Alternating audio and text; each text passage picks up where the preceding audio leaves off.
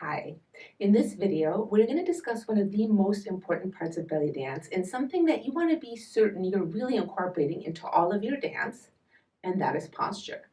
Posture is really important because it's going to help prevent any kind of injury. It's also going to add more beauty and grace to your dance, and it's basically the starting point, that foundation that all your movements start with. So, we're going to take the feet about hip distance apart, and you can play with this. For some people, a little bit wider is more comfortable. Some people like a little bit closer together.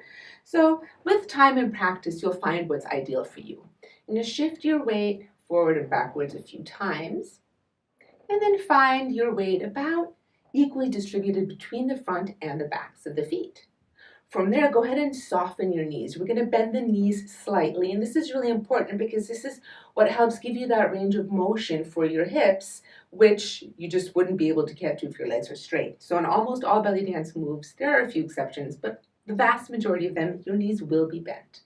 From here, we're going to move to our pelvis. So this is really important. We want to get this posture correct because it's going to protect our lower back and help us stack up the spine. So you're going to, with those bent knees, go ahead and tuck your tail under and then stick your butt out a little bit. And just go back and forth a few times, just feeling the difference between really tucking under, pulling your tailbone forward, and sticking your butt out. And then you want to find a happy midpoint between those extremes. Now, a good way to test if you're in the right place is to take the heels of your hands, place them on your hip bones, and then place the fingertips at the pubic bone, which is that bony protrusion right below your lower belly. In an ideal posture, you're going to be forming a little triangle with your hands, and that triangle is pointing down towards the ground. When we're too tucked under, the triangle points forward, and when our butt is sticking out too far, it points back. So just going from those extremes a few times, and then finding that happy midpoint. Now in this position, you'll find the lower belly is slightly engaged. It's not gripping, but it is working.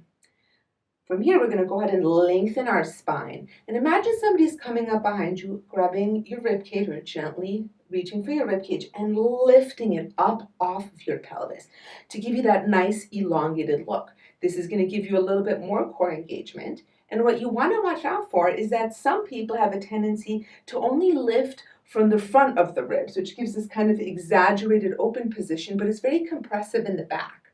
So when you're doing this, make sure to lift both the front and the back ribs off of the pelvis to create that length and a nice balanced rib cage. And then go ahead and roll your shoulder blades back and down and allow your neck to just relax and your head to balance naturally on your shoulders. There should be very little tension in the neck and in the shoulders.